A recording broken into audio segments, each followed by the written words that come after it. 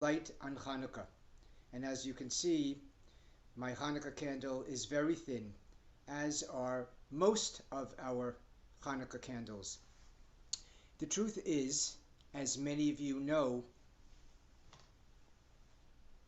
the Hanukkah miracle centered around oil. And over the course of history, many people lit oil lamps comparable to the lights that were lit on Hanukkah. So there are today many communities which celebrate Hanukkah by lighting oil lamps or by having oil lamp Chanukiot, oil lamp Hanukkah menorahs. So where did the candle come in? Because olive oil was a main oil of the region of Israel and Palestine, and so therefore it made sense to use oil then and to continue the observance with oil now. The tradition of candles probably dates to sometime in the 18th century when, as with other traditions and other realities of life, candles were much cheaper, and it wasn't always easy to find olive oil in the middle of winter. So candles became the substitute for the oil in many of our communities. And the truth is, there are advantages and there are disadvantages. The advantage of the candle is that the candle is very simple.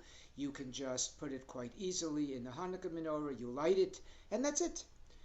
The disadvantage is the Hanukkah candles do not last very long. And so you only have 30 minutes perhaps, whereas those of us who light our Chanukiot with olive oil, the olive oil lasts much longer. So that's a little bit about the tradition of candles. Let's move on and share for this last Hanukkah video traditions about other popular customs. Since we are talking about oil, what is one of the central foods we eat? Latkes. And eating fried foods, even though it might violate some of our health standards, eating a fried food is considered symbolic of the oil that was lit in the Hanukkah menorah. And that is why we have both latkes as well as jelly donuts. Now, going to the jelly donuts, there's a very interesting tradition about how the jelly donut evolved in the modern community of Israel. In Hebrew, a jelly donut is referred to as sufganiyah, plural sufganiot. And they, from what I understand, they were actually the brainchild of the Histadrut, Israel's chief labor organization over many decades. I've learned, and there was one expert in food history who explained this, in the 20s, when Palestine was run by the British, there was difficulty finding work in Jewish quarters. So when it came to Hanukkah time, the latke, the jelly donut, the sufganiot, became instrumental. Why? Of the two foods, the latkes and the sufganiot, latkes are a do-it-yourself food. Anybody can make it in one's kitchen. But sufganiot require a little bit more expertise, a little bit more equipment, and so by emphasizing sufganiot and by encouraging people to eat sufganiot, there was a need for more workers to be employed so that they could help make the sufganiot, which, unlike the latke, could not be made in the kitchen. So when we think of sufganiot, even if they're filled with a lot of sugar, think back to the time when it served an economic purpose, enabling out-of-work Jews to be able to find work during difficult time. Now, as for the latke, which is probably the most well-known traditional Hanukkah dish, the latke is also a fairly modern tradition. Potatoes became a central part of the Eastern European diet somewhere in the mid-19th century, again according to what has been written. A lot of potatoes were planted following what in the Ukraine and in Poland in the mid-19th century, were a series of crop failures. Potatoes were easier to grow, and German immigrants apparently brought the tradition of eating potatoes into America. Potatoes were cheaper for these kinds of pancakes than what had been the other options, wheat, flour, and cheese. So from Eastern Europe, the tradition of not only bringing potatoes, but incorporating potatoes into the Hanukkah observance. And so the fried latke became a central food, if not the central food, for Hanukkah. Now, I had mentioned that there had been a tradition of making this kind of dish from cheese, generally cheese coming from a sheep or from goats. Those were much more expensive, and so the potatoes were relatively cheap. It was easy to make them, and again, we see that like the sufganiyot, there was an economic component to the eating of latkes. So we find that our traditions evolve not only by virtue of ritual decisions, ritual issues, but by economic ones as well.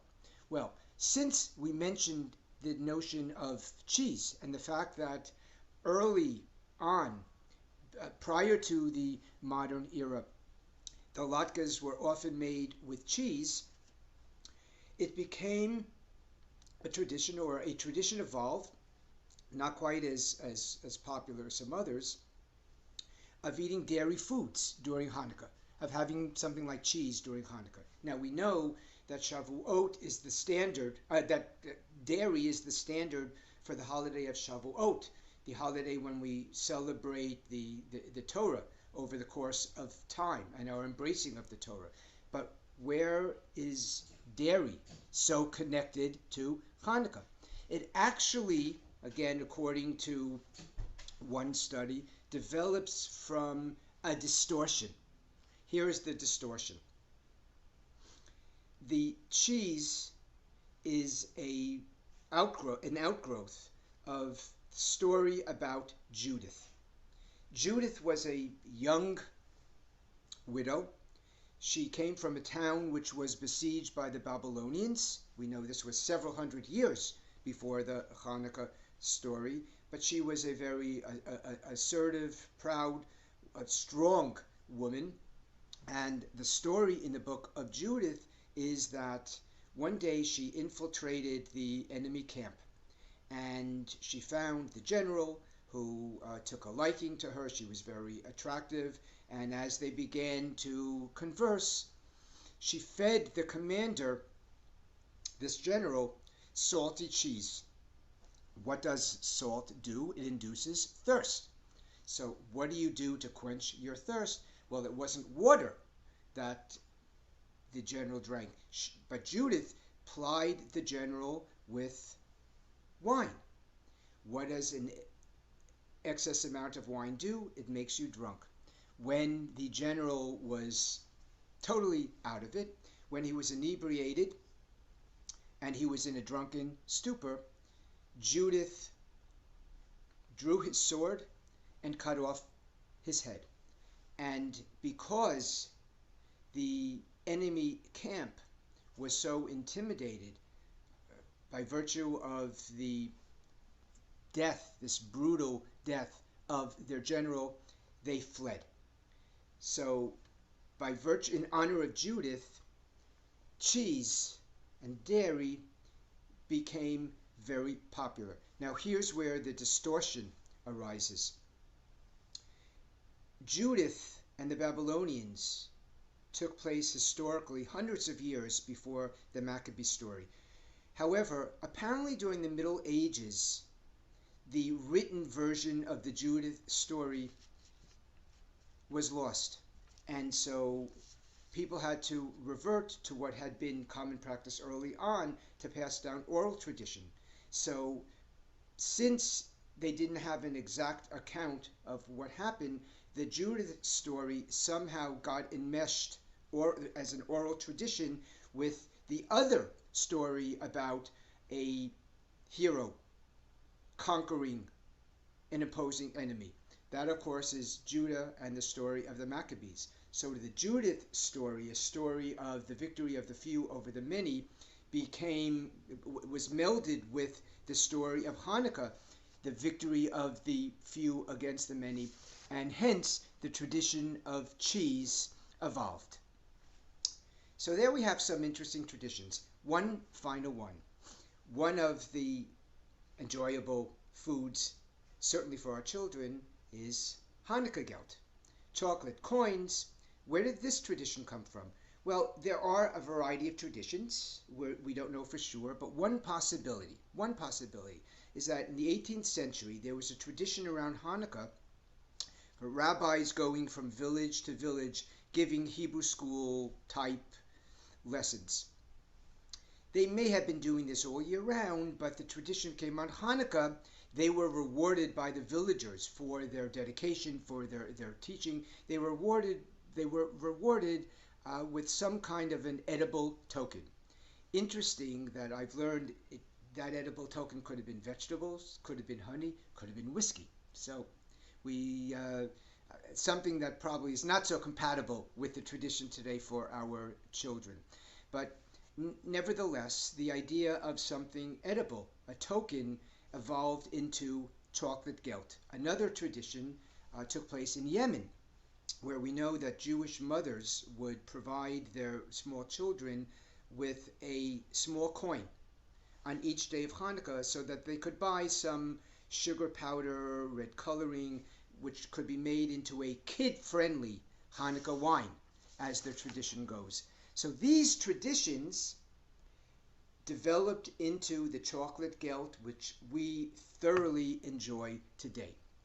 So there you have a few explanations as to the origins of these traditions. Whatever the origins, whether these are the authentic traditions historically or whether they are based on folklore, it doesn't matter. We enjoy our latkes, our livivot, we enjoy our jelly donuts, our sufganiyot, we enjoy our Hanukkah gelt. Continue to enjoy even during this latter stage of Hanukkah. I hope you enjoyed some of these videos, and I hope you enjoyed your Hanukkah thoroughly. Next year, may we all be together. Chag Orim Sameach.